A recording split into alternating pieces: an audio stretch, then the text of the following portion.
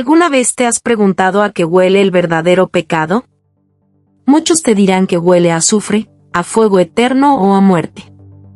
Pero se equivocan. El pecado, el que realmente condena el alma y te arrastra al abismo sin que te des cuenta, huele a incienso dulce, a cera derretida y a sudor frío resbalando por la piel desnuda en la penumbra de un altar. Bienvenidos. Acomódense, bajen las luces y presten mucha atención, porque la historia que están a punto de escuchar ha sido silenciada por siglos. Es un relato que la Iglesia intentó enterrar bajo toneladas de piedra y olvido. Una historia de devoción asfixiante, de deseos incontrolables y de un terror que no proviene del infierno, sino de los lugares más sagrados. Hoy cruzamos las pesadas y frías puertas de roble del convento de Santa Ágata para descubrir la macabra verdad sobre santas y pecadoras, la doble vida en el convento. Acto I, el olor de la santidad. Corría el año de gracia de 1684. En un valle aislado y claustrofóbico en las entrañas montañosas del norte de España, el convento de Santa Ágata se alzaba como una bestia de piedra negra. Estaba perpetuamente cubierto por una niebla espesa que parecía asfixiar la luz del sol, aislando a sus habitantes del resto del mundo mortal. Este lugar era famoso en toda Europa por albergar a las monjas más devotas, estrictas y puras de la cristiandad. Eran conocidas como las esposas del dolor, mujeres que habían renunciado a todo placer terrenal para abrazar el sufrimiento como única vía hacia la divinidad. Entre estas almas recluidas se encontraba Sor Inés. Con apenas 18 años, de labios pálidos y ojos que aún guardaban el frágil brillo de la inocencia, Inés creía haber encontrado un refugio. Había huido de un mundo de matrimonios forzados y brutalidad humana, buscando la paz en el silencio perpetuo. Sus días transcurrían entre cánticos monótonos en latín, el sonido seco del látigo sobre su propia espalda durante las horas de penitencia y el frío insoportable de las losas de piedra que congelaban sus rodillas al rezar.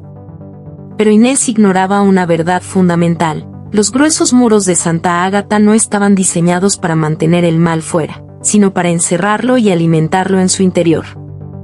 La rutina era una tortura impecable. La Madre Superiora, una mujer de rostro tallado en arrugas severas y mirada de halcón, vigilaba cada respiro. Sin embargo, en medio de esta asfixiante represión, había una figura que rompía el molde: Sor Beatriz. Era una monja mayor que Inés, dueña de una belleza perturbadora que el hábito áspero no lograba ocultar. Beatriz tenía una forma de moverse que parecía deslizarse sobre la piedra, y una mirada oscura, profunda, que desnudaba los pensamientos más íntimos con solo un parpadeo. Cuando Beatriz cantaba en el coro, su voz no se elevaba al cielo, parecía descender, vibrando con una frecuencia que hacía temblar la sangre de Inés. Acto II. El descenso a la tentación. El primer atisbo de la verdadera naturaleza del convento llegó durante una noche de tormenta. El viento aullaba como almas en pena golpeando los vitrales. Inés, temblando en su celda bajo una manta raída, se despertó al escuchar un sonido que no pertenecía al silencio monástico. No era un rezo. No era un lamento de penitencia. Era un suspiro. Un suspiro ahogado, cargado de un placer oscuro y prohibido, seguido del roce sutil de pies descalzos sobre la piedra. Empujada por una curiosidad que ella misma consideró un pecado, Inés se levantó. Abrió la puerta de madera astillada de su celda y se asomó al pasillo sumido en tinieblas. Al final del corredor, iluminada apenas por la luz de un relámpago, vio la silueta de Sor Beatriz. Pero no llevaba el pesado hábito de lana. Beatriz caminaba envuelta en una túnica de seda carmesí, tan fina que se adhería a cada curva de su cuerpo, desafiando todas las leyes de la castidad. Como si estuviera bajo el efecto de un hechizo, Inés la siguió. Sus pies descalzos no hacían ruido. Bajaron por escaleras de caracol interminables, adentrándose más y más en las entrañas de la tierra, dejando atrás las celdas, la cocina y la capilla principal. Llegaron a las catacumbas, un lugar prohibido donde descansaban los restos de las fundadoras del convento. El aire allí abajo era distinto. No olía a humedad ni a muerte. Olía a rosas negras, a vino especiado y a un perfume almizclado que mareaba los sentidos. Beatriz se detuvo frente a una estatua de un ángel llorando. Sin dudarlo, presionó la cuenca vacía de los ojos de mármol del ángel. Un mecanismo oculto crujió y la pesada pared de piedra se deslizó silenciosamente, revelando un pasaje bañado en una luz roja y palpitante. Acto 3. La cripta de los placeres ocultos. Lo que Inés vio al cruzar ese umbral destrozó para siempre su concepción de la fe y el pecado. Era un salón subterráneo inmenso, decorado con tapices suntuosos que representaban escenas de éxtasis carnal y dolor sagrado, mezclados en una herejía visual que le cortó la respiración. Candelabros de oro puro colgaban del techo, goteando cera caliente sobre el suelo de mármol negro. Allí estaban ellas. Las mismas mujeres que por la mañana lloraban lágrimas de sangre frente a la cruz, ahora se retorcían en un éxtasis blasfemo. Las santas del día eran las más grandes pecadoras de la noche. Se habían despojado de sus votos y de sus ropas. La piel pálida brillaba bajo la luz de las velas, cubierta de aceites aromáticos. Había susurros, caricias prohibidas en la penumbra, labios que se encontraban en besos ardientes y cuerpos que se entrelazaban en una danza de lujuria y represión liberada. Bebían vino de cálices sagrados, pero el líquido era tan espeso y oscuro que Inés dudó si realmente era vino. «Sabía que vendrías, mi dulce Inés», susurró una voz seductora en su oído. Era Beatriz. Antes de que Inés pudiera gritar o huir, las manos de Beatriz recorrieron su rostro. Eran manos cálidas, suaves, que contrastaban violentamente con la crudeza del mundo de arriba. Beatriz tomó el velo blanco de Inés y lo deslizó lentamente por su cabello, dejándolo caer al suelo de mármol. «Arriba, servimos a un dios de dolor», continuó Beatriz, acercando sus labios al cuello de Inés, provocando un escalofrío que encendió cada nervio de su cuerpo. «Pero aquí abajo, rendimos culto a un Señor que recompensa el sacrificio con el éxtasis absoluto. Aquí somos libres. Deja que te purifique del peor de los pecados, la negación de ti misma». Inés intentó resistirse, intentó rezar un Ave María, pero las palabras murieron en su boca cuando Beatriz unió sus labios en un beso profundo, embriagador, que sabía a hierro y a miel. Inés cerró los ojos, dejándose arrastrar por la sensualidad abrumadora del momento. Las caricias, los susurros en idiomas que no comprendía, el calor de los cuerpos a su alrededor, todo conspiraba para hundirla en una locura hermosa. Por primera vez en su vida, Inés no sentía miedo ni dolor. Sentía poder. Acto 4. El despertar del abismo. Pero el verdadero terror no reside en la carne, sino en aquello que se alimenta de ella. Mientras las noches pasaban, Inés se convirtió en una participante habitual de estos rituales. Su cuerpo florecía con una vitalidad extraña, sus ojos brillaban con un fuego oscuro y su devoción diurna se volvió una farsa magistral. Sin embargo, pronto descubrió el macabro precio de su nueva libertad. Una noche, el ritual fue diferente. El salón no estaba lleno de risas suaves y caricias, sino de un silencio expectante y opresivo.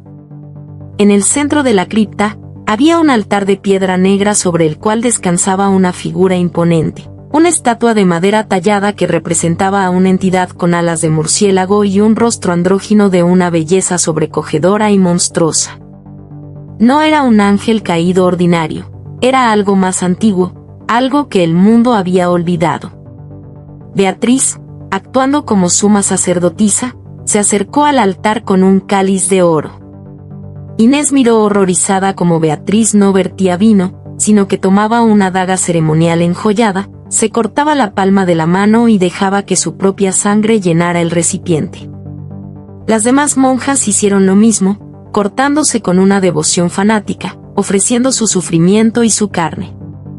De repente, la temperatura en la cripta cayó en picado. La respiración de Inés se convirtió en vaho blanco. Las llamas de las velas pasaron del amarillo al azul, y luego al negro, consumiendo la luz en lugar de emitirla.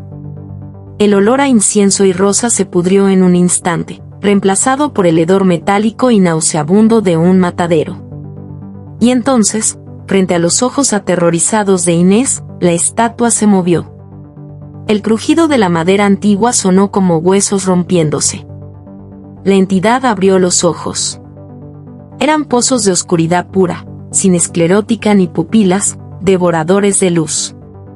Las sombras en la habitación cobraron vida propia, reptando por las paredes como serpientes de humo negro, envolviendo los cuerpos desnudos de las monjas. No era una simple orgía de placeres terrenales. Era un intercambio. Estaban alimentando a una pesadilla cósmica con su energía vital, su lujuria y su sangre. El demonio descendió del altar. Su cuerpo era imponente, hermoso y repulsivo a la vez. Cuando caminó entre las monjas, aquellas a las que tocaba convulsionaban de placer y dolor simultáneamente, sus ojos en blanco, sus gargantas emitiendo chillidos que helaban la sangre. El éxtasis se estaba convirtiendo en una tortura eterna. Acto V. Sangre en el altar. El clímax de la pesadilla estalló cuando la pesada puerta de la cripta, que siempre debía estar oculta, se abrió de golpe con un estruendo ensordecedor. Allí, en el umbral, estaba la Madre Superiora, sosteniendo un pesado crucifijo de hierro en una mano y un farol en la otra. Su rostro, al ver la escena de perversión sobrenatural y blasfemia absoluta, se contorsionó en una máscara de odio y terror puritano. «Brujas. Prostitutas de Satanás», rugió la Madre Superiora, con una voz que hizo eco en las bóvedas de piedra. «Arderán. Todas arderán en la pira por esta herejía». Avanzó con el crucifijo en alto, recitando exorcismos en latín a gritos. Pero la entidad no retrocedió. Al contrario, sonrió, mostrando filas de dientes afilados como agujas. Beatriz, poseída por una furia demoníaca, no huyó. Con la agilidad de una fiera, saltó sobre la Madre Superiora. Fue un choque brutal entre la represión religiosa y el caos demoníaco. La pelea fue corta y despiadada. La daga ceremonial brilló en la oscuridad y encontró su camino en el pecho de la anciana monja. La sangre, roja y espesa, salpicó el frío suelo de mármol, mezclándose con el sudor y los aceites sacrílegos. El silencio que siguió al asesinato fue ensordecedor. Las monjas, cubiertas de sangre y sombras, miraban el cadáver de su matriarca. Inés estaba paralizada, temblando en una esquina, atrapada entre el horror absoluto y una extraña y retorcida fascinación. El demonio se acercó al cuerpo sin vida, sumergió sus garras en la sangre derramada y luego caminó lentamente hacia Inés. El pánico la inmovilizó. El olor a putrefacción y a poder oscuro la asfixiaba. La entidad se agachó frente a ella, levantó su rostro por la barbilla con un dedo manchado de sangre, y con una lentitud insoportable, trazó una cruz invertida en su frente. El contacto quemó su piel como hierro candente, pero la quemadura viajó directo a su alma. Inés gritó. Gritó hasta que su voz se rompió, mientras visiones de horrores indecibles y placeres enloquecedores inundaban su mente, rompiendo el último cristal de su cordura. Outro, el secreto eterno. Los registros históricos de 1684 dicen que el convento de Santa Ágata sufrió una tragedia. Según los documentos de la iglesia, una fiebre repentina y virulenta se llevó la vida de la Madre Superiora y de varias hermanas durante la noche. Las autoridades eclesiásticas sellaron el edificio durante meses para purificarlo. Pero nosotros sabemos la verdad. Sabemos lo que realmente ocurrió debajo del suelo consagrado. Sor Inés nunca volvió a ser la misma joven asustadiza. Tras la masacre y el sello de aquel pacto impío, fue ella quien ascendió en la jerarquía. El mundo exterior siguió viendo a una monja pura, la nueva y devota líder que cantaba los salmos con una voz que parecía tocada por los ángeles. Pero debajo de ese hábito negro, bajo las capas de lana y falsa santidad, la marca de la cruz invertida palpitaba en su frente, invisible para los mortales. Inés se convirtió en la guardiana del secreto, la nueva anfitriona de la doble vida en el convento. Y ahora, pregúntate algo la próxima vez que visites un templo antiguo. Cuando admires la arquitectura gótica, cuando escuches el eco de tus pasos en el suelo de piedra, cuando inhales profundamente y sientas ese característico olor a incienso y a encierro, fíjate bien en las sombras. Observa las estatuas. Porque el límite entre la santidad y el pecado es más delgado que una hoja de papel, y en la oscuridad, las peores pesadillas no gritan. Gimen de placer.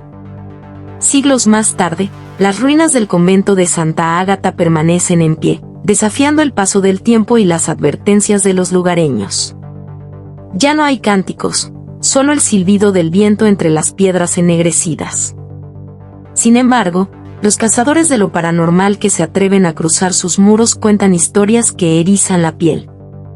Dicen que, en las noches de luna negra, el aire en las catacumbas todavía huele a incienso dulce y rosas podridas. Un joven explorador, hace apenas un año, afirmó haber encontrado una cámara secreta tras una estatua de un ángel ciego. En el centro, un retrato al óleo perfectamente conservado de Sor Inés lo observaba. Pero lo que más lo aterró no fue la belleza diabólica de la mujer, sino sus ojos, dos pozos de oscuridad absoluta que parecían seguir cada uno de sus movimientos. Antes de huir, el joven escuchó un susurro femenino que no provenía de este mundo: el pecado nunca muere, solo cambia de piel. ¿Quieres conocer el éxtasis? Al salir, notó con horror que en su frente había aparecido una marca roja, una cruz invertida que ardía como el fuego. El convento sigue esperando, hambriento de nuevas almas que busquen la libertad en el abismo. Porque en Santa Ágata, las luces de la fe se apagaron hace mucho tiempo, dejando paso a un fuego que no se consume.